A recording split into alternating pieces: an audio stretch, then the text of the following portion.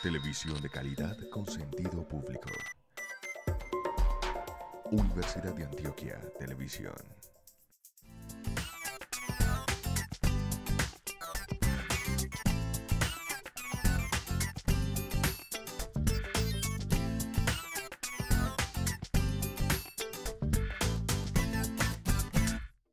Este gas argentino era muy económico, entonces nos hizo bajar dramáticamente los precios. Fíjense ahí del 94 al 99, cómo el precio en el sistema interconectado del Norte Grande bajó casi en 4 veces.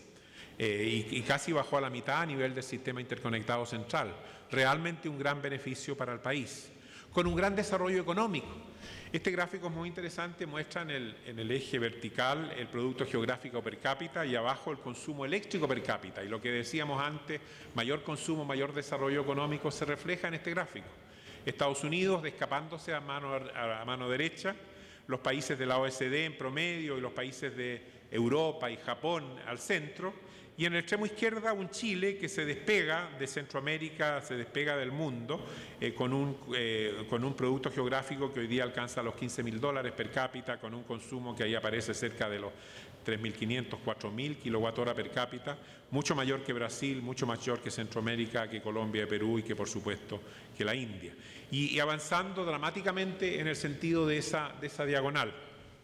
Con un país con un desarrollo económico que se lo destaca a nivel latinoamericano hoy día, muy orgulloso construyendo la que será la torre más alta de Sudamérica, con una ciudad de Santiago y un país en general que tiene un desarrollo económico muy, muy importante. Pero esa gran visión positiva hoy día está muy apagada, muy apagada. ¿Qué pasó? El gas, ante la situación crítica de Argentina, su situación económica crítica que hace que congele los precios del gas para no afectar a la población, hace que el consumo de gas en Argentina crezca notablemente, se detenga la inversión en exploración en gas y en la práctica Argentina se comienza a quedar sin gas y comienza a cortar el gas a Chile. Y ahí se muestra cómo comenzamos con restricciones del orden del 40% a nivel del año 2004, pero que llegaron casi a un 95% del gas que nos enviaban ya no llega. Y básicamente deja una transferencia que es un gas que abastece a los consumidores domiciliarios y punto. Y ese gas, ahí se muestra cómo se usaba el gas. Primero ahí aparece en rojo industria y minería, en verde comercial y residencial, y en ese color medio violeta el consumo del gas argentino en energía. Y cómo a partir del año 2004 eso comienza dramáticamente a reducirse y el gas abundante y económico se acaba. Y la matriz energética tiene esa gran reducción, ese gran volumen de gas al año 2005 que mostré en el gráfico anterior, se muestra cómo se reduce dramáticamente, esa baja por supuesto coincidiendo con la crisis económica que se da hace algunos años atrás, pero en definitiva desaparece ese gas. Y tenemos que reorientar nuestro desarrollo a futuro. Y el gas se congela y como no tenemos gas, esas centrales las usamos igual quemando petróleo y por lo tanto a unos precios altísimos y comenzamos a invertir nuevamente en carbón. Fíjense a mano derecha en negro como el diésel y en plomo como el carbón comienzan a ser una parte importante de la matriz. Para responder a la crisis, una central a carbón no se construye de un día a otro, comenzamos a la instalación de motores diésel, turbinas diésel y que fíjense la cantidad de capacidad que se instala al 2010. Y nos encuentra con una matriz hoy día que sigue siendo importantemente hidráulica con un 41,9%, pero que tiene un 24% de diésel, de gas, en ningún país del mundo. Ese es un combustible de desarrollo extremadamente caro. Y donde tenemos todavía ahí parte con gas, y fundamentalmente, ¿por qué? Porque ante la ausencia del gas argentino tuvimos que construir rápidamente terminales de gas natural licuado para poder traer gas desde afuera. Y entonces tenemos esa situación bastante anormal, sobre todo por la gran componente de petróleo en nuestro abastecimiento, y que en definitiva nos ha llevado a que tengamos hoy día la energía más cara de Sudamérica, en realidad después de Uruguay. Aquí se muestra el costo marginal, si bien el costo marginal no es un reflejo de los contratos con las empresas distribuidoras, es una buena indicación. Aquí se muestra el costo marginal en el periodo 2009-2010, donde ustedes ven ahí abajo en verde el costo marginal de Bolivia y después un poquito más arriba el costo marginal de Perú. estamos hablando de valores en torno a los 20, 30 dólares por megawatt hora, y nosotros en ese periodo con valores en torno a los 120, 130 dólares por megawatt hora. Y que no son nada, eso muestra la ventana de menores precios. Si miramos el horizonte más amplio del 2007 al 2011, en este gráfico que muestra la generación, cómo se ha ido dando la generación en el sistema interconectado central, y ustedes ven ahí hidroelectricidad de pasada y de embalse, pero ven en negro arriba la generación diésel en un periodo, por ejemplo, el 2008, en que tuvimos muy poca hidroelectricidad y generamos mucho diésel, y ahora más reciente también, muy poca hidroelectricidad y mucho gas natural y diésel, y donde los costos marginales, si ustedes fijan a comienzos del 2008, llegaron a los 300 dólares por megawatt hora. Cuando estábamos acostumbrados en los años anteriores con el gas argentino a los 20, a los 30 dólares, o sea, como es hoy día en Perú y en Bolivia. Y entonces hoy día estamos en una situación extremadamente preocupante. Pero ese no es el único tema. La población en Chile se ha hecho muy consciente de que ha habido serios problemas de impacto ambiental local. No está muy consciente de los impactos globales de calentamiento global, pero está muy consciente la población de los impactos locales, con varias situaciones de desarrollos carboníferos que no han producido un bienestar, o al contrario, han producido muchos problemas en las zonas locales, y una población que ha crecido en organización y que ha planteado grandes manifestaciones en contra de, por ejemplo, centrales a carbón. En abril del 2009, una gran manifestación en Santiago y acá en La Serena, donde está esta foto, en contra de una central a carbón de 540 megawatts que estaba desarrollando la empresa multinacional Suez en Barrancones. Con tal éxito estas manifestaciones convocadas por Twitter, etcétera, que el presidente de la República no halló nada mejor que abortar el proyecto y básicamente llamar por una presión política muy importante a la empresa Suez y decirles, por favor, no instalen esta central, lo que fue evidentemente muy mal recibido por los inversionistas del sector, porque esta central había sido aprobada ambientalmente y el mismo día que se aprobó ambientalmente recibieron este llamado del presidente. Pero no es solo la oposición al carbón. Fíjense esta manifestación en junio de este año, cubriendo la principal avenida de Santiago, la Alameda, con varias decenas de miles de personas protestando contra Hidro Aysén, un complejo hidroeléctrico que se está desarrollando en la Patagonia, que aportaría casi 3.000 megawatts al sistema interconectado central, y que creó esta gran manifestación donde, por supuesto, la gente iba a protestar, un gran número en contra de Hidro Aysén, pero otros iban a protestar por la condición económica, por la educación, una mezcla bastante amplia, pero con gran impacto. No solo la gran hidroeléctrica, la gran central a carbón, hasta las centrales pequeñas, como un complejo eólico de 112 megawatts que se pretende instalar en una isla en el sur del país, una isla muy bonita, en Chiloé. En julio del 2011, miren ustedes los indígenas y la gente protestando contra ese desarrollo. Con un gran freno al desarrollo de la infraestructura de transmisión. Hoy día construir una línea puede tomar hasta 42 meses. Arreglar una subestación puede tomar hasta 30 meses. ¿Ya? Entonces estamos hablando de periodos de aprobación ambiental, de gestión de derechos de paso, servidumbre y de obtención de concesiones y de construcciones que hacen que las líneas de transmisión tomen una eternidad, mucho más que lo que toma construir una central a carbón o una central eólica. Se construyen en plazos mucho más cortos y no está el desarrollo de la capacidad de transmisión. Para peor, la semana pasada, el sábado pasado, un apagón. El 24 de septiembre tuvimos un apagón en el sistema interconectado central que dejó sin energía a 10 millones de personas. ¿Qué dicen ustedes que tiene que ver esto? No, por supuesto, es un indicio de que nuestro sistema es frágil en términos de su desarrollo de la transmisión, pero también es frágil en términos de la operación y el control. Es una vergüenza, pero el operador del sistema se quedó sin energía eléctrica para el apagón. ¿Cómo puede pasar eso? Muestra que hay algo que no está funcionando adecuadamente. Bueno, estos problemas en realidad que les he mostrado de los últimos 2 años, manifestaciones, oposición a centrales, altos precios, no son solo originados recientemente. Comenzamos a tener problemas a fines de los 90, y efectivamente esta central Barrancones y esta central Hidro Aysén ya tuvieron precedentes. La central Pangue, que entró en 97, y Ralco, que fue la gran última hidráulica que entró en 2004, tuvieron una gran oposición de la población. fundamentalmente guiada por grupos ambientalistas y grupos de protección de las comunidades indígenas.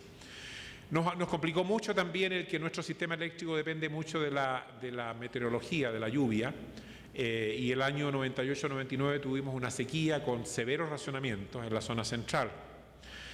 Nuestra regulación de la transmisión no funcionaba muy bien y llegamos al 2004 con serios cuellos de botella en nuestro desarrollo de la transmisión, que nos llevaron, de hecho, a hacer un cambio legal en 2004, la que llamamos la Ley Corta 1, que cambió la forma en que se regula la transmisión. Y, por supuesto, la guinda sobre la torta, el inicio de los cortes de gas de Argentina, coincidente con importantes aumentos del precio del petróleo. Fíjense que al 2008 el petróleo subió 5 veces frente a los valores anteriores. Y entonces nosotros estábamos sin gas, teniendo que usar las centrales a gas con petróleo y con los precios por las nubes que nos llevaron a esos $300 por megawatt hora que les mencionara como costos marginales. En una condición además donde los inversionistas no sabían qué hacer. ¿Llegará el gas argentino de nuevo? Por lo tanto, ¿invierto en gas o invierto en carbón? ¿Qué pasa si invierto en carbón y llega el gas argentino de vuelta? Me quedo con estas centrales a carbón como elefantes blancos.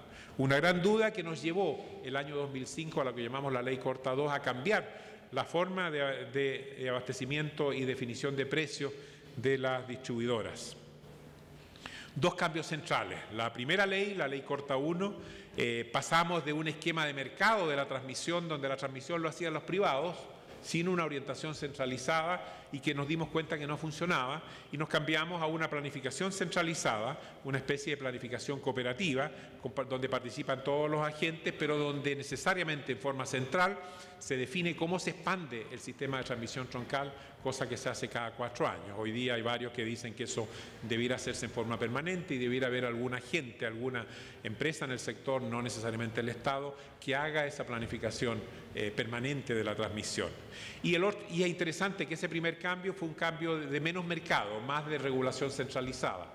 Es interesante que el segundo cambio, el de la Ley Corta 2, fue un cambio a más mercado. Nosotros teníamos un esquema en que la fijación de precios la hacía el regulador, miraba los costos marginales del futuro y definía los precios que pagábamos los consumidores domiciliarios, y la Ley Corta 2 dijo no, ahora vamos a dejar que los agentes, los inversionistas sean los que definan los precios a futuro a través de un esquema de licitaciones de contratos de largo plazo. Y son ellos, los inversionistas, el mercado, el que define cuánto van a pagar los consumidores finales y no el Estado. Bueno, pero han continuado las dificultades. Ya les mencioné esto de la oposición ciudadana al desarrollo de la infraestructura eléctrica en el país. Se han fortalecido enormemente las organizaciones no gubernamentales ambientalistas. Hay un organismo, por ejemplo, Patagonia Sin Represas, que ha sido muy exitoso en convencer a la población que se va a inundar la Patagonia con estos desarrollos. Y bueno, en ese camino también nos dimos cuenta que habían barreras para el desarrollo de las energías renovables no convencionales, que son energías que incluyen todo lo renovable excepto la gran hidroelectricidad. Hasta 20 megawatt hidro es entendida como energía renovable no convencional. La mayor es convencional. Pero aparecen visiones encontradas entre cuál debiera ser el rol del Estado.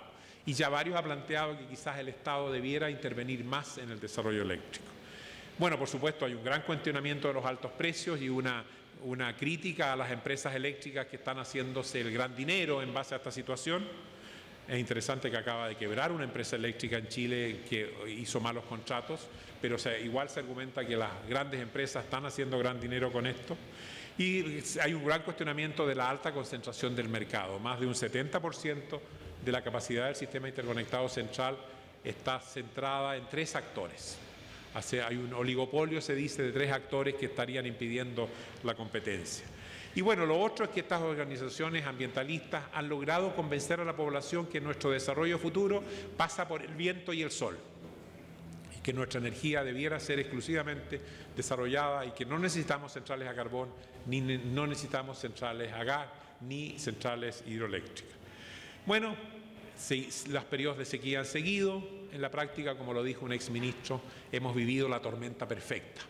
Sin gas, con precios de diésel altos, sin capacidad instalada, con sequía, grandes precios, grandes embotellamientos en nuestras redes de transmisión. Ahí está la ilustración de cuál fue el cambio legal que hicimos el año 2008, la ley 20.257, que puso una cuota de 10%. Al 2024, un 10% de la energía abastecida debe ser hecha por energías renovables no convencionales, comenzando el 2010 con un 5%. Y esas energías son fundamentalmente respondidas hoy día por mini hidro y por energía eólica. Algo de biomasa, nada de geotermia, a pesar que tenemos un potencial importante en esa materia en Chile. Bueno, algunas discusiones centrales que aparecen en este desarrollo. Como les digo, hago un resumen, un cambio de política fundamental, de política pública a partir de los años 80, un desarrollo muy exitoso de nuestro modelo que de hecho se ha exportado al resto de los países de América Latina, incluido Colombia, que toma un modelo distinto al chileno, pero toma el modelo inglés, que fue posterior al chileno.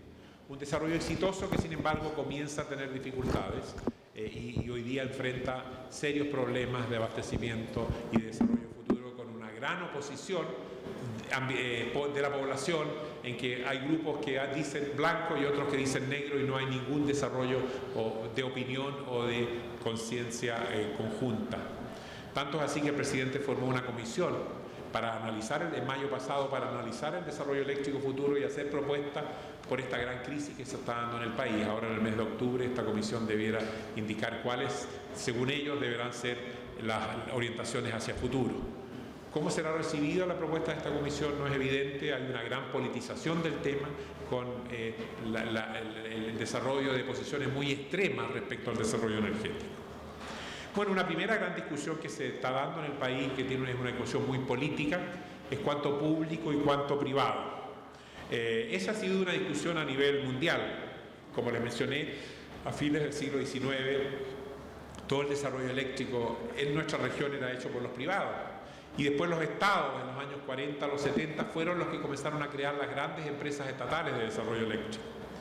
Pero a comienzos de los 80 y 90 esto se cambia con estas reformas de liberalización económica, donde se definen mecanismos de mercado para este efecto y donde las políticas públicas serían definidas por los mercados.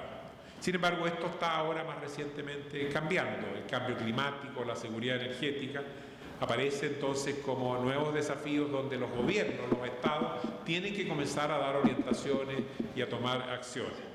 Y en Chile esto ha sido muy central. Hay un cuestionamiento de que los privados no lo están haciendo bien y que debiera el Estado meterse más. Y aparecen, por ejemplo, dos visiones totalmente contrapuestas. En el marco existente, los privados deciden cuáles son las tecnologías más competitivas en un ambiente de competencia, y en ese contexto, naturalmente, se prevé que el desarrollo debiera ser dado por la hidroelectricidad y el carbón.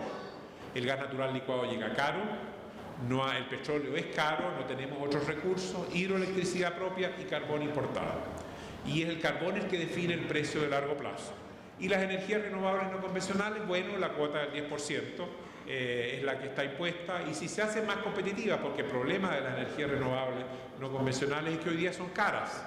Son baratas en operación, el viento y el sol no tienen costo, pero las inversiones las hacen tanto más caras que el precio de largo plazo es hoy día más alto.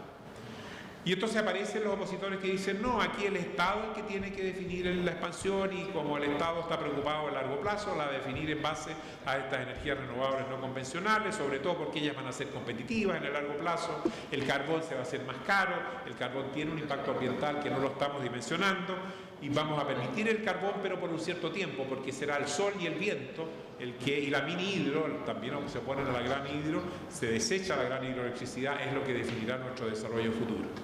Dos visiones distintas, un Estado interventor que define tecnologías a lo que tenemos hoy día, que un Estado que excepto por este 10% de las energías renovables, no toma una posición respecto a las tecnologías. Y la otra pregunta, que por supuesto aparece muy fuerte en América Latina y en Chile en particular, es los énfasis ambientalistas. Las políticas energéticas nuestras son distintas a las del mundo desarrollado, fundamentalmente porque nosotros no tenemos resuelto las necesidades energéticas de la población. A menudo debe recurrir a la leña, en Chile en particular, para la comida y la calefacción, y entonces aparecen objetivos de justicia social y equidad social que quizás no son importantes en Estados Unidos o en Europa. Y en esa medida las políticas públicas debieron orientarse por esas acciones. Sin embargo, está creciendo la presión del mundo desarrollado para que nos preocupemos del cambio climático y nosotros casi no contribuimos al cambio climático. Es cosa de ver ese gráfico que muestra las emisiones porcentuales de gases de efecto invernadero, donde los fuertes son China, Estados Unidos, la Unión Europea, pero miren, Chile aparece allá a mano derecha con un 0,2%, Colombia con un 0,2%. Nosotros no somos relevantes en el ámbito del cambio climático y nos están pidiendo de que nos hagamos cargo. Entonces se pretende permear a nuestras políticas públicas de esta materia y se nos dice subsidien a las renovables y llegan los fabricantes de molinos de España, de Alemania, los fabricantes de celdas fotovoltaicas a tratar de vendernos estas tecnologías diciendo ustedes tienen que crear subsidios a estas materias, cuando nosotros tenemos necesidades mucho más urgentes como la lucha contra la pobreza. En Chile en particular hemos avanzado dramáticamente en la reducción de la pobreza. Ahí se muestra del año 90 que teníamos casi un 40% de nuestra población en pobreza o en extrema pobreza, a un valor del orden del 15% al 2009, pero tenemos que seguir avanzando en esa orientación. Entonces, ¿por qué dar subsidios cuando aquí hay parte de la población que requeriría un mayor apoyo? Igual en Chile se plantean, y hay grupos políticos que han planteado que Chile debiera hacer un esfuerzo adicional en las energías renovables y que el año 2020 debiéramos tener un 20% de energías renovables no convencionales. Y más aún se plantea la necesidad de subsidios, feed-in tariff, que en Europa han sido una carga enorme para la población. Y lo están planteando, como les digo, en un ambiente donde se han convencido de que ese es el camino. Y no es necesariamente, en mi opinión, el camino económico para nuestros países. Es cierto que hacemos una pequeña contribución a los gases de efecto invernadero y que hay otra materia como países exportadores de la que sí debiéramos preocuparnos y que tiene que ver con la famosa huella de carbono. Hoy día, en supermercados como este de Inglaterra, Tesco, todos los productos que se venden tienen una indicación de cuánto gas de efecto invernadero se necesitó para proveer ese producto.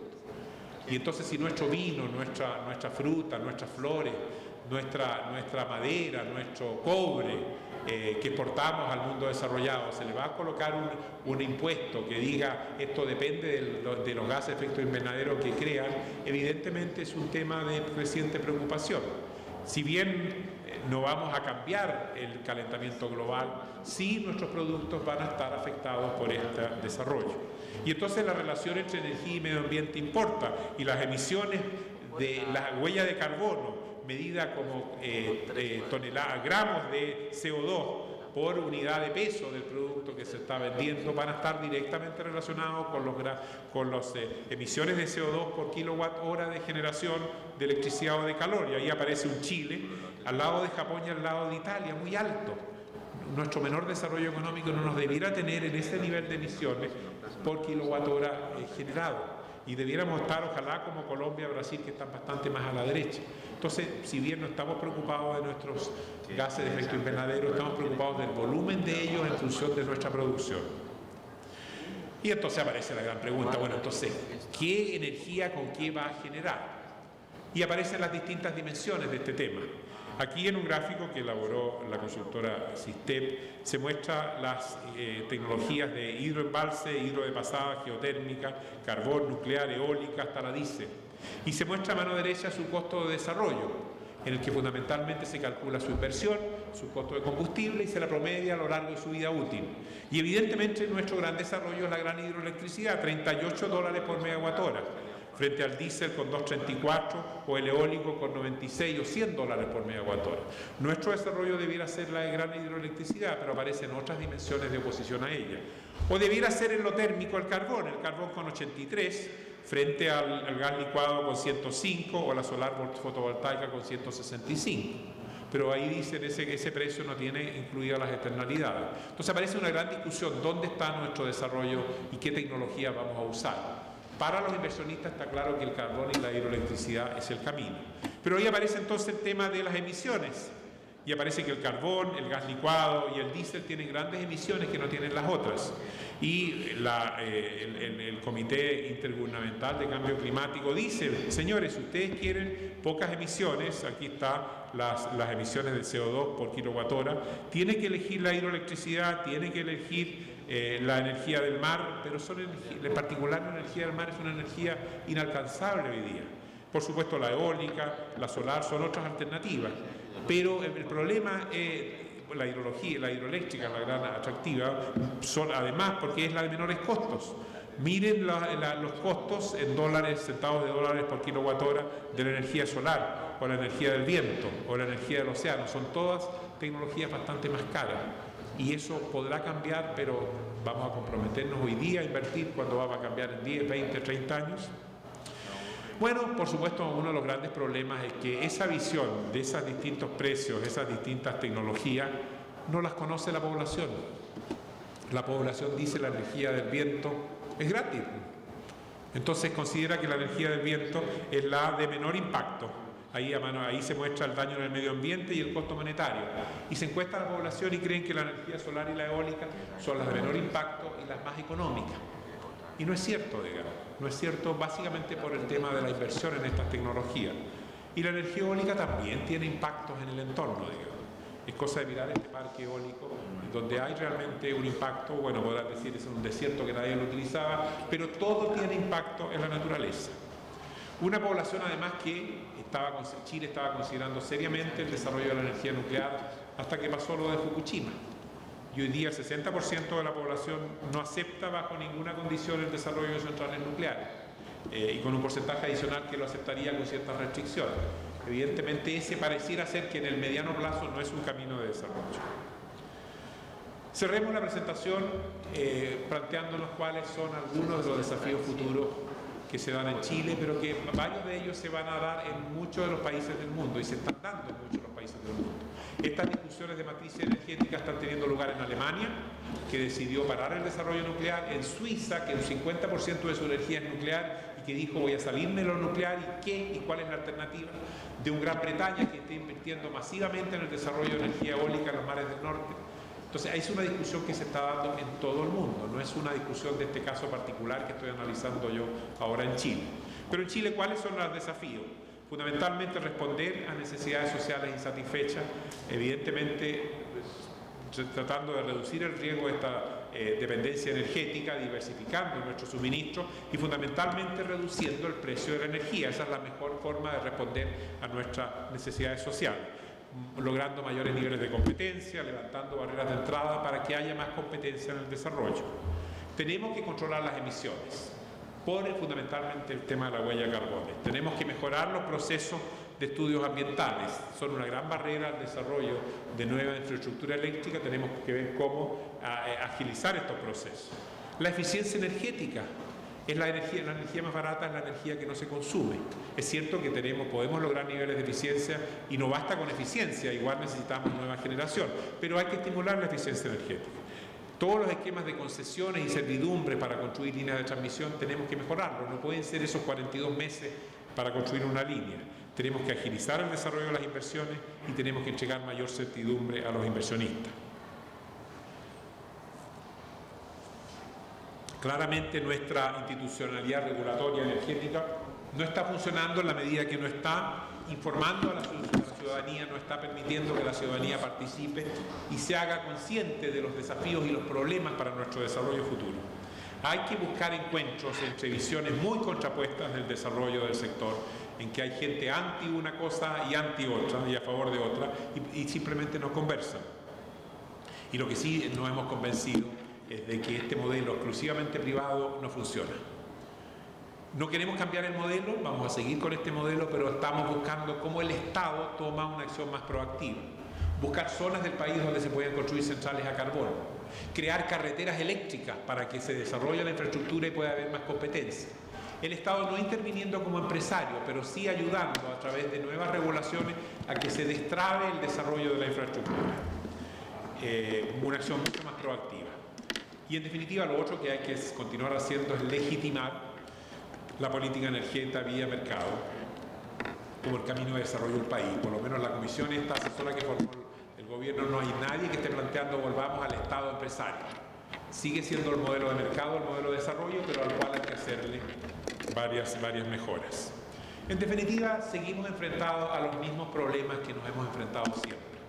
¿Cómo logramos equilibrar la seguridad energética, tener energía cuando la necesitamos, con que esta energía sea de bajo precio, eficiencia económica Y la otra pata del triángulo de la mesa que aparece crecientemente relevante, cómo logramos que esto sea sustentable, social y medioambientalmente.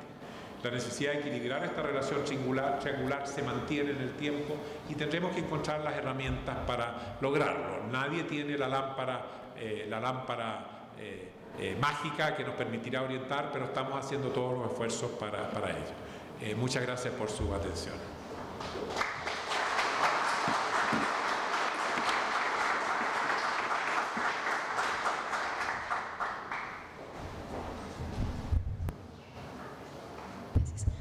Agradecemos entonces la participación del doctor Hugh Rudnick de la Pontificia Universidad Católica de Chile. A quienes están siguiendo esta transmisión a través del portal web de la Universidad de Antioquia, les recordamos que estamos en el seminario Innovación en Energía que se realiza en el marco de la 6ª edición de Expo Universidad. Continuamos entonces con la presentación del doctor Franklin Jaramillo Izaza, quien nos acompañará con su conferencia Celdas Solares y Nanotecnología. El doctor Franklin Jaramillo es ingeniero químico de la Universidad de Antioquia, PhD en Química de Polímeros de la Universidad de Manchester y docente de planta de la Universidad de Antioquia del Departamento de Ingeniería de Materiales. Démosle la bienvenida al doctor Franklin Jaramillo. Bueno, entonces, buenos días. Ya me presentaron. La idea es que voy a tratar de hacer una charla, digamos, un poco general, hablar de nanotecnología y de celdas solares. Pues definitivamente podríamos hacer un seminario completo del tema. Sin embargo, traté de enfocar una charla no tan específica en el tema nano, digamos, para expertos, y en el tema solar para expertos. Entonces esta es una charla que recopila las dos tecnologías y la voy a tratar de hacer, obviamente pues con el respeto de los expertos que se encuentran en el auditorio. La voy a tratar de hacer pensando en un nivel, digamos, intermedio para que todos entendamos unos lenguajes básicos. ¿Cuál es la correlación? Bueno, ahí pues se plantea primero que todo la hipótesis de que efectivamente las dos cosas deberían estar correlacionadas, energía y nanotecnología. Y pues para entender el significado de la correlación presento una primera diapositiva para que discutamos un poco cuál es el significado nano. Ahí se observa una diferencia entre lo que es tener un cuerpo, digamos, de unas dimensiones significativas. Bueno, para pensar qué es una dimensión grande y qué es una dimensión pequeña, pues hay que definir qué es grande y qué es pequeño. De todas maneras, los tamaños son relativos, pero si pensamos en un tamaño promedio, en que una cosa grande es lo que nosotros asumimos grande desde pequeños, pues una célula o una plaqueta o simplemente un microorganismo, pues es una cosa pequeña. No lo vemos, no lo percibimos a simple vista y eso es una cosa pequeña. Si pensamos ya de que podemos bajar de ahí en adelante, o sea, una bacteria puede tener del orden de 1000 nanómetros, entonces si empezamos a bajar de ahí en adelante, pues podemos pensar que hay un mundo completo de posibilidades.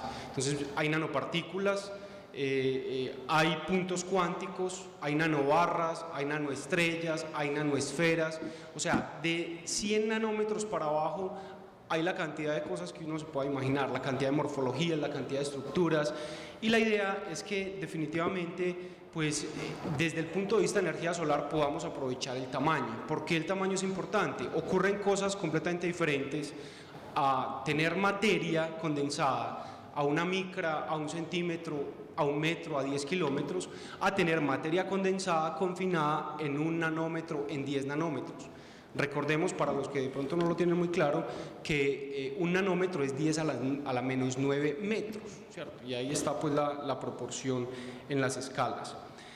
Entonces volvemos a la definición, ¿qué es grande y qué es pequeño? Pues si pensamos que Godzilla es grande, pues entonces realmente una partícula como la que tenemos en esta micrografía, en donde el tamaño promedio puede estar entre 2 y 3 nanómetros, es una cosa pequeña, ¿no? O sea, manteniendo las proporciones. Pero ¿qué tan pequeño podemos llegar? Entonces, si estas partículas que observamos acá, en esta micrografía TEM, son pequeñas, entonces pues ¿qué diremos de una molécula, cierto?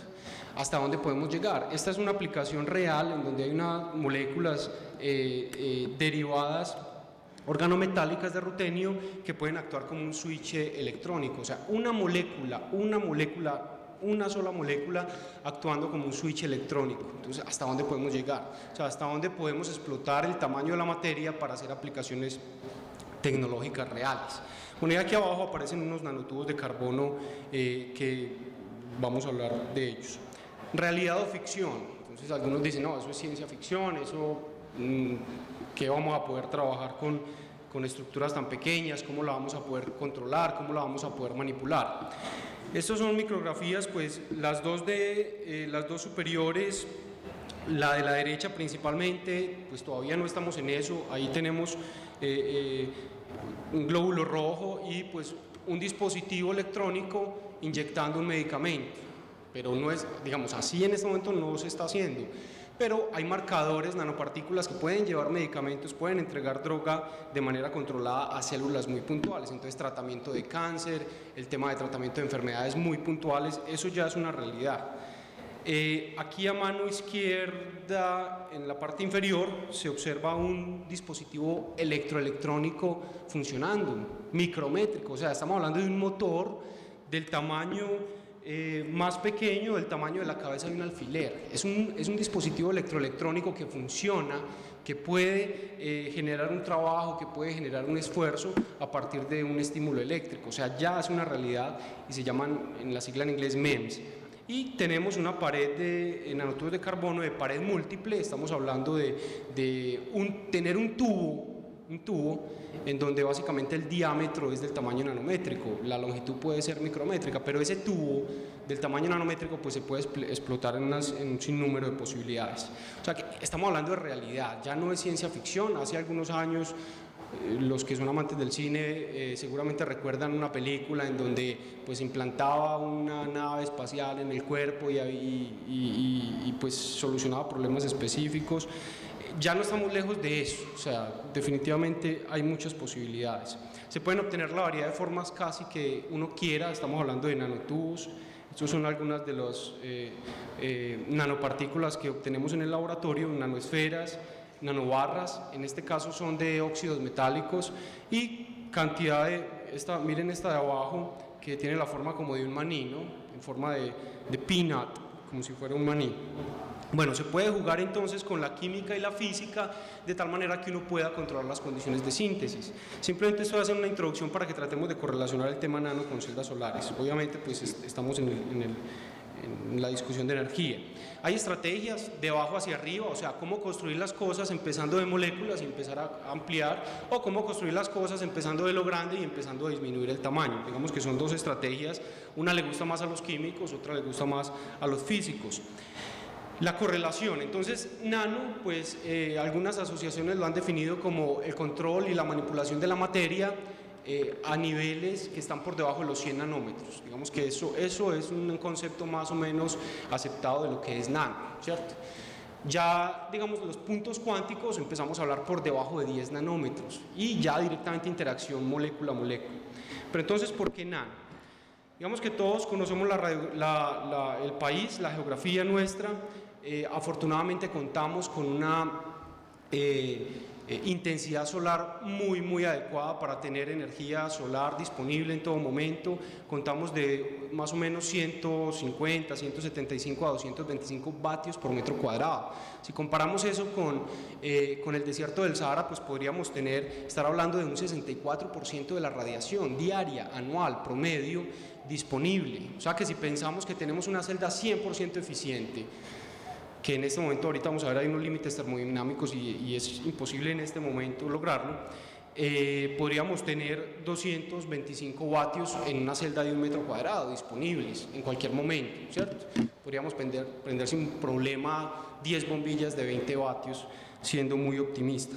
Eso representa más o menos entre 4 y 6 kilovatio-hora día metro cuadrado. Si pensamos que una familia promedio colombiana puede estar gastándose entre 5 y 10, kilovatios hora metro cuadrado día, pues hay unos valores muy importantes de energía que estamos prácticamente desperdiciando. Tenemos una desventaja en nuestro país, y es que tenemos mucha agua, entonces más del 80% es hidroelectricidad, entonces, sin embargo, el panorama no es tan positivo para las regiones alejadas de la red interconectada. Entonces hay un potencial, cada minuto llega a la superficie energía suficiente como para satisfacer la demanda energética de un año.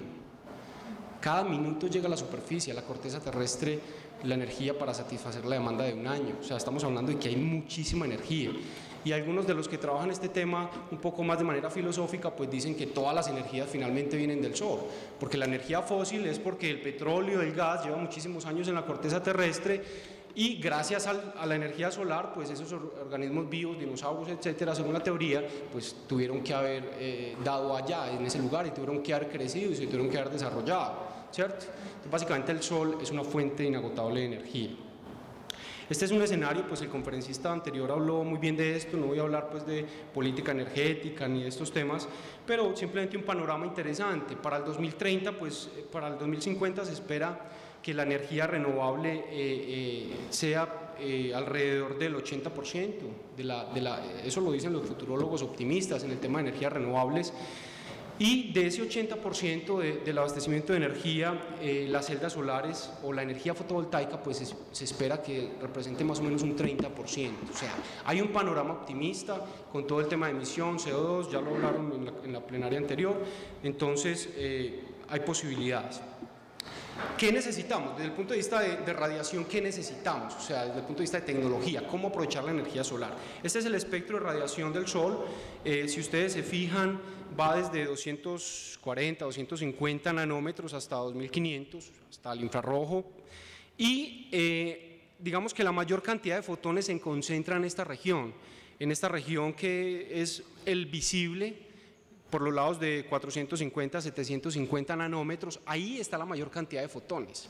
Entonces, la mayoría de los materiales que se desarrollan para tener energía solar disponible están enfocados a tener unas propiedades electrónicas que absorban fotones en esa longitud de onda. Ese es un primer reto, cómo crear un material, cómo desarrollar una tecnología que absorba fotones en esta longitud de onda, que es donde hay mayor radiación, mayor fotones, pero no se puede olvidar el infrarrojo. El infrarrojo representa muchísima cantidad, por lo menos el 40-50% de los fotones disponibles, y en el infrarrojo desafortunadamente en este momento no hay muchos materiales que absorban fotones en esas longitudes de onda, y ahí hay que trabajar fuertemente. ¿Dónde está el nano? Todavía no hemos visto el nano. Panorama, energía solar, posibilidad de colección de fotones con respecto al espectro solar. Esta es una gráfica interesante que muestra cuál es, siendo muy optimistas, el límite teórico al que pudiéramos llegar con una celda solar. ¿Cuál es el problema de la energía solar en este momento? Baja eficiencia versus altos costos, ¿cierto? Entonces ahorita hablaban de unas cifras, y para que esto se pueda masificar, pues tendríamos que bajar, lo dice la literatura, por debajo de $1 por vatio. $1 por vatio, hay algunas otras unidades y algunas otras, eso en capacidad, en costos instalados, ¿cierto? Menos de $1 por vatio puede representar ya una cosa interesante para empezar a masificar esa energía. Entonces, esta gráfica pues dice que las celdas solares normalitas, una celda de silicio amorfa, una celda de silicio policristalino o monocristalino, tienen un límite teórico, y eso depende de las propiedades del material. Estamos hablando del silicio. Digamos que el silicio ya está cumpliendo su ciclo de vida, o sea, ya está llegando al límite teórico, porque según las teorías físicas es posible llegar hasta el 33% más o menos de eficiencia. Entonces, con el silicio, una capa, un semiconductor tipo N y tipo P, o sea, una configuración bicapa, no vamos a obtener más del 33% de energía en fotovoltaica. Entonces, ¿qué viene para allá? Esas son lo que se ha denominado las celdas de primera generación, donde el costo era de $3,5 por vatio, costo significativo. Las celdas de segunda generación bajaron un poco los costos, pero el tema de eficiencia sigue siendo un problema. Y las celdas de tercera generación, que es donde viene la nanotecnología a impactar, son celdas que pueden partir de un 20% y podrían llegar en teoría al límite teórico. ¿Cuál es el límite teórico termodinámico? estamos hablando del 65-70%. O sea, es posible, según la física cuántica, según los principios que hay desarrollados en este momento, es posible llegar hasta un 65% con un sol. ¿Qué es un sol? Es la radiación que se obtiene del sol en la línea del ecuador a unas constantes y en condiciones muy ideales. O sea, en esas condiciones podríamos llegar al 60%. Sin embargo, en condiciones extraterrestres, o sea, un satélite poniendo celdas fuera de la atmósfera, podríamos llegar 80-90% de eficiencia. O sea, es una tecnología que es promisoria desde ese punto de vista. Entonces, la nanotecnología, de nuevo aquí tenemos el espectro solar, la nanotecnología puede hacer esto. Eso que no hacen otros materiales en forma micrométrica o en forma macrométrica, ¿sí? Puede hacer esto, se puede tener materiales que absorban en cada una de estas longitudes de onda, fíjense ustedes. Entonces aparece un gap 1, un gap 2, un gap 3, un gap 4. Entonces usted puede diseñar partículas con tamaño de partícula controlado, con estructura controlada, de tal manera que puede absorber casi que cada uno de los fotones de todo el espectro solar. Entonces si logramos absorber todos los fotones del espectro solar, hay más probabilidades de aumentar eficiencia, aumentar energía en ese sentido. El reto entonces, el reto es tener celdas flexibles, livianas, de bajo peso. Si me disculpan, yo les voy a mostrar algunas de las cosas comerciales.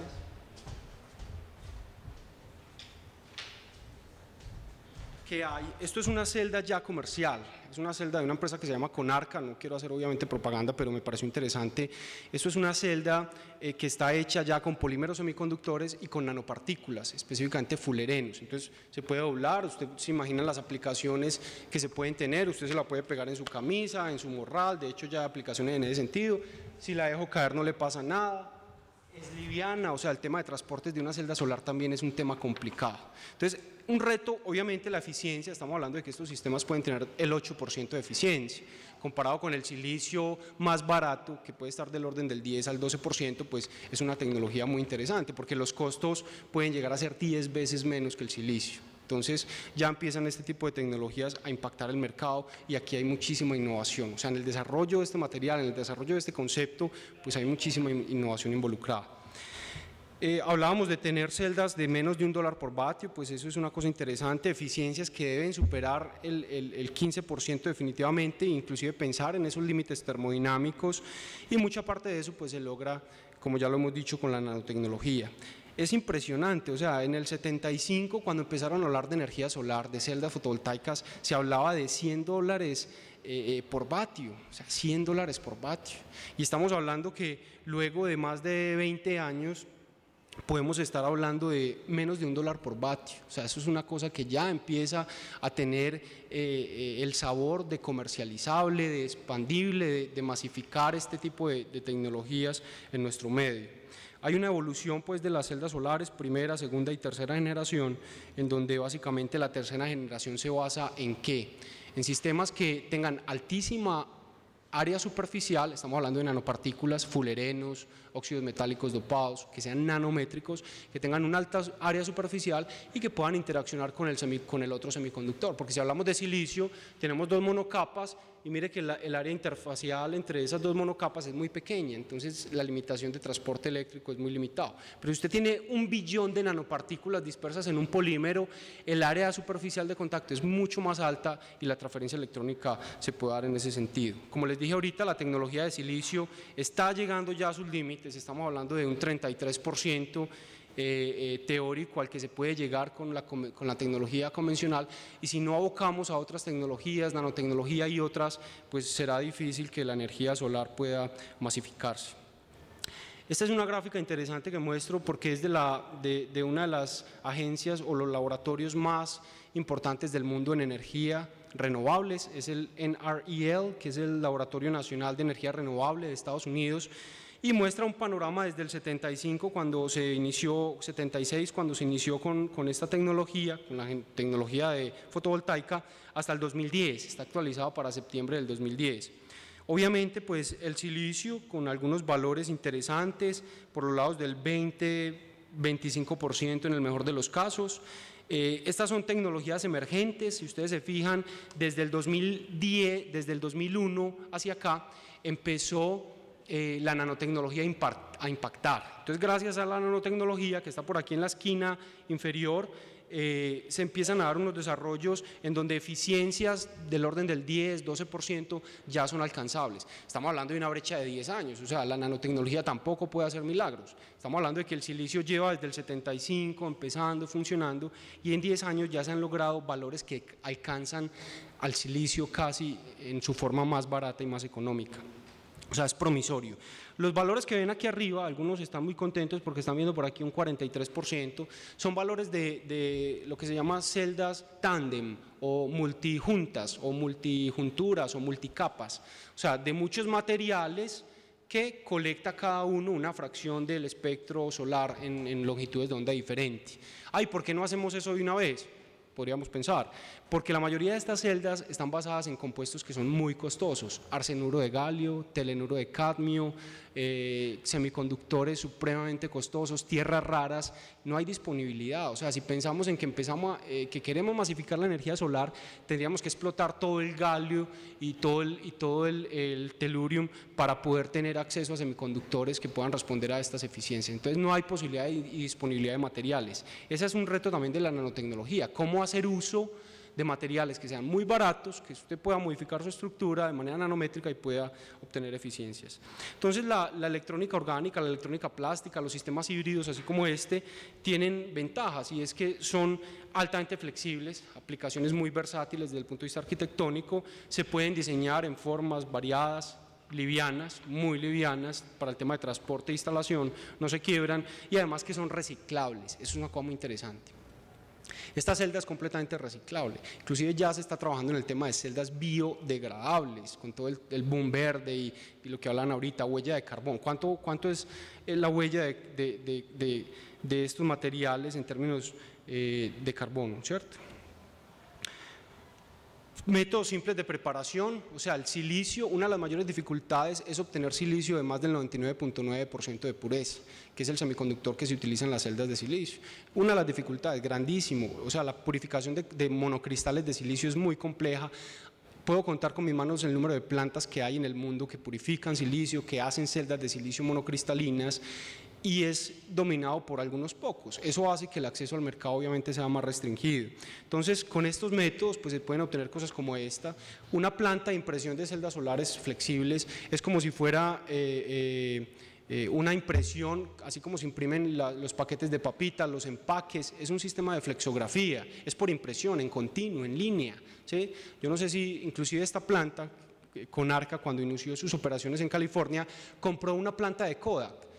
Compró una planta de Kodak que hacía papel fotográfico en línea, en continuo, por flexografía, y se dedicó a hacer celdas solares. O sea, es una tecnología mucho más barata con respecto al silicio. Hay aspectos a mejorar, digamos, con esto. Todavía no son perfectas, tienen problemas de estabilidad.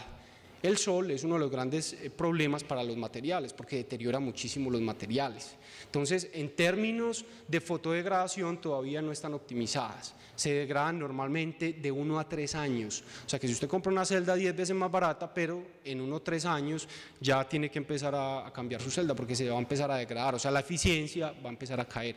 El silicio, podemos hablar de que podría durar en buenas condiciones, digamos, en condiciones normales, naturales, 10, 20 años sin ningún problema. O sea que ahí hay un tema que se tiene que mejorar. Y la eficiencia, de nuevo, pues volvemos a la discusión anterior, está por el orden del 8%, pero con 10 años de vejez, bueno, 10 años de vida, de tiempo de vida, todavía están en la infancia. ¿Cómo se hace esta celda? Digamos que yo les dije desde el principio que era una charla más bien general, no vamos a entrar en muchos detalles, pero esta es la configuración que estamos buscando. Si miramos el número 2 en la derecha superior, el número 2, esos círculos representan nanopartículas que están dispersos en una matriz. Esa matriz puede ser orgánica en el caso de un polímero semiconductor o inorgánica en el caso de un semiconductor también. Y normalmente esa dispersión de nanopartículas hace que se logre una mayor área interfacial, y lo que dije ahorita, el contacto y la transferencia electrónica pues se mejora mucho más. Esta es entonces un sistema ideal en la parte inferior, en donde los caminos negros representan por dónde está viajando el electrón para interconectar los electrodos. Los materiales que más se están utilizando, estamos hablando de fulerenos. Esto es un fulereno funcionalizado para que sea soluble, porque esto se prepara desde solución. inclusive no hay que evaporar los materiales, desde solución por vía impresión, es muy sencillo. Este es el fulereno, esto es alguno de los polímeros semiconductores más utilizados y pues no voy a entrar en detalles en el mecanismo de generación de electrones y de transferencia. Algunos otros de los polímeros más innovadores y más recientes que se han desarrollado. Este material es muy interesante, es un polímero conjugado que en el 2009 se publicó por primera vez que podía haber una eficiencia cuántica externa del 100%. Esto nunca se ha logrado con una celda de silicio. ¿Qué es eficiencia cuántica externa? Es que cada fotón que atrapa el sistema puede ser convertido en un sistema en par electrón hueco y ese electrón puede generar un trabajo útil. O sea, cada fotón puede ser convertido en carga eléctrica útil. 100% de los fotones que se colectan producen sin problema electrones o generan mejor un estado en forma de electrón. Eso es eficiencia cuántica y por primera vez se encontró que con estos sistemas se podía tener eso. Entonces, ¿por qué no tiene el 100% de eficiencia la celda? Si todos los fotones que colecta los puede convertir en electrones. Porque hay problemas de interfaces, hay problemas de pérdidas por resistencias parásitas, hay problemas de recombinación, o sea, usted sí lo separa, pero el problema es que el electrón vuelve y se combina con un hueco y genera fluorescencia. Entonces, hay todavía problemas que resolver, pero ya es posible. Se reportó en Nature Photonics y el autor de esta publicación fue premio Nobel en química en el 2000 por desarrollar los polímeros semiconductores. O sea, es posible, es posible. Estas son unas celdas muy interesantes, que es otra tecnología que se llaman celdas sensibilizadas. Las celdas sensibilizadas tienen colorantes en su estructura, entonces un colorante que puede ser de origen vegetal, inorgánico, etcétera, absorbe los fotones, se los entrega al semiconductor, crea los estados excitados, electrón hueco y hay un transporte de carga. Son celdas muy interesantes que apenas desde 95 se empezó a trabajar con estas celdas y similan o asemejan un proceso que yo creo que debería ser el ejemplo a seguir, que es la fotosíntesis. O sea, las plantas generan energía a partir del sol. La clorofila es muy difícil que se degrade, es un sistema perfecto que está completamente en equilibrio para generar energía y ahí hay un modelo a seguir. Entonces, cómo imitar una celda biológica, cómo tener una hoja y poder sacar energía de ahí. Y las celdas sensibilizadas tienen ese concepto, cómo sacar energía a partir de una estructura donde hay un colorante y se puede obtener. Yo les voy a mostrar una animación. Bueno, estos videos son, estas fotografías son reales ya. Esto es un edificio en Barcelona de cómo se puede integrar perfectamente a la arquitectura. Es una celda transparente, o sea, sus vidrios pueden ser celdas solares y usted puede ver a través de ellos. Inclusive con algunos sistemas de cristal líquido usted puede modular para que la luz pase más o pase menos. Entonces usted puede opacar un poco la luz, ¿sí? Que es lo que llaman vidrios inteligentes, opaca un poco la luz, genera más energía o la vuelve más transparente y no está generando energía, pero usted tiene la posibilidad de integrar estos diseños con sistemas arquitectónicos, son muy interesantes. Bueno, realmente la animación no vale la pena, la animación es cómo se dan los huecos, la generación de electrón huecos. Voy a mostrar mejor el video para que vean lo sencillo que es hacer una celda solar. Estamos tratando de enseñar en las escuelas. Tenemos un proyecto muy interesante con la ministra de Educación y con la gente de la Universidad de Purdue para tratar de llevar energía solar a las escuelas en el Chocó. Entonces estamos tratando de enseñar a los niños que es posible hacer energía solar, hacer celdas solares fácil y obtener energía del sol. Ahí están preparando pues el sustrato, simplemente es un vidrio. El vidrio tiene que tener un electrodo transparente, esa es una de las dificultades. Los electrodos transparentes son muy costosos, en este momento se utiliza hito, y el hito es el óxido de indio estaño, es un electrodo conductor y es transparente, deja pasar la luz y conduce electricidad. Ahí eso representa del 50 al 60% de los costos de una celda solar de esta tecnología y hay que trabajar mucho en electrodos transparentes. El tema de nanotubos de carbono y otras tecnologías permiten tener acceso a electrodos que son un poco más baratos. Entonces eso es un vidrio que tiene un electrodo conductor transparente, se puede comprar comercialmente. Ahí se está preparando el semiconductor, simplemente es una reacción por Sol-Gel. Es dióxido de titanio, aquí no hay ningún secreto, en este semiconductor el comercial es dióxido de titanio, no se tiene que preparar, usted puede comprar dióxido de titanio en polvo, preparar una pasta y hacer esto que se está haciendo aquí. Por deep coating o por inmersión, simplemente impregna el sustrato a una velocidad lenta, saca el sustrato y el dióxido de titanio quedó impregnado en la superficie. Hay muchas técnicas de hacer eso. Extracción del tinte, aquí en este caso específico se está trabajando con tintes naturales que se degradan muy fácil algunos, pero algunos otros tienen talocianinas que no son tan fácil de degradar. En este caso está trabajando con la extracción de un tinte, en este caso es remolacha, pero la idea es que pues hay otros en los que estamos trabajando que tienen propiedades muy interesantes. Obviamente la remolacha tiene el tema de competencia, seguridad alimentaria y eso no nos interesa, es simplemente para mostrar. Depósito de electrodo, el contraelectrodo normalmente es grafito, esto es grafito, ¿y cómo lo hizo el estudiante? Cogió una vela, puso el vidrio y generó grafito, ¿cierto? Obviamente pues uno podría generar grafenos, nanotubos de carbono y cosas más sofisticadas, pero estamos haciendo una celda fácil con niños. Ahí aplica el colorante, el extracto de la remolacha en este caso, aplica una solución de yodo que es un sistema redox, se reduce y se oxida cuando hay una entrega de electrones.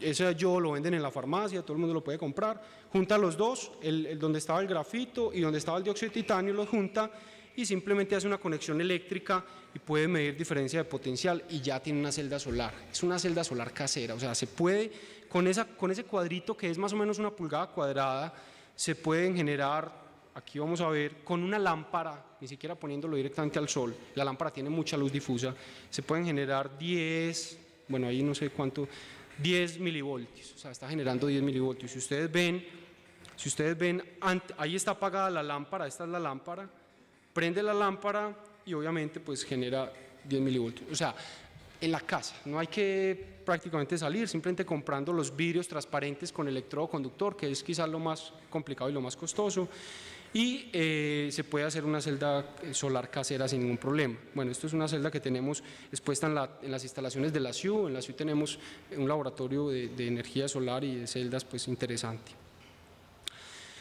Aquí hay unos conceptos más económicos que pueden ser interesantes, ya voy a terminar, me faltan un par de diapositivas. Se llama el tiempo de retorno con una celda como esta. O sea, si yo invierto 1.000 pesos para comprar una celda como esta, ¿cuánto tiempo se demora en revertirse ese valor, esos 100 pesos, a mi bolsillo? Para que de ahí en adelante empiece a generar, entre comillas, gratis.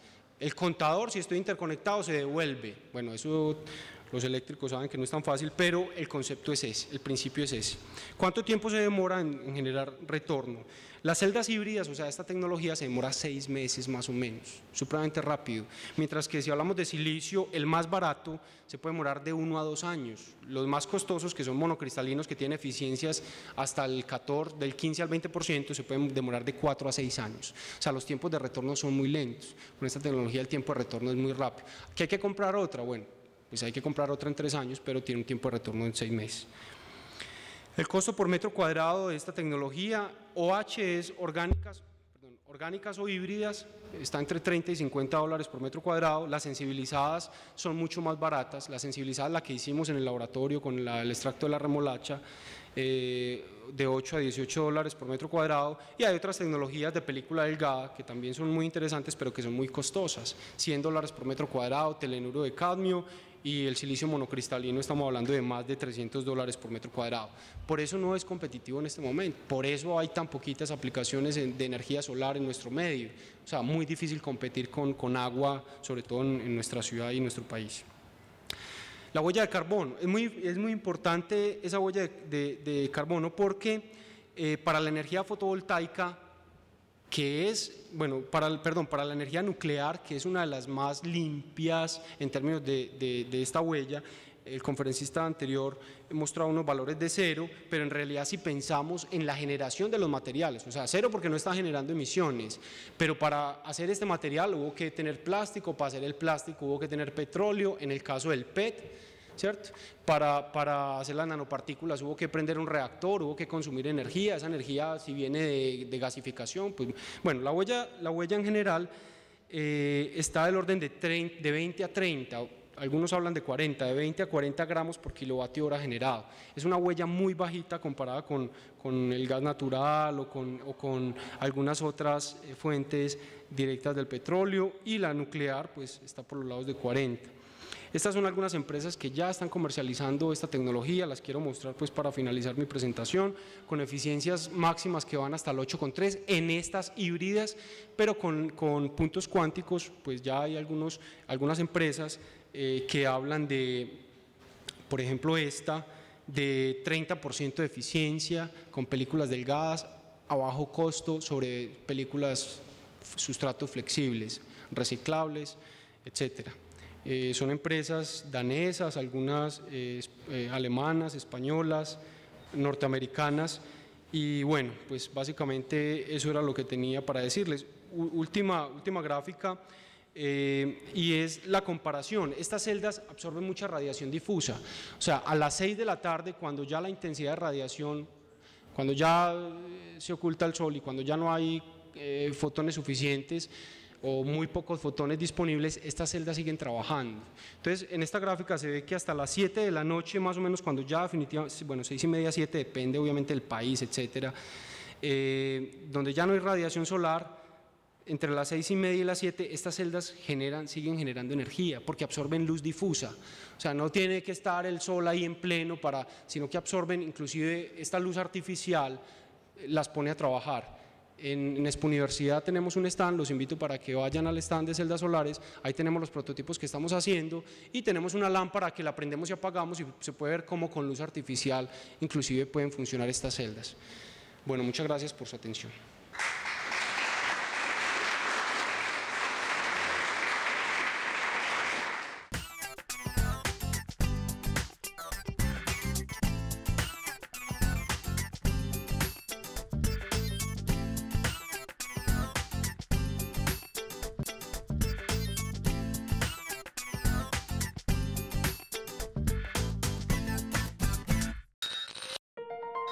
Televisión de calidad con sentido público.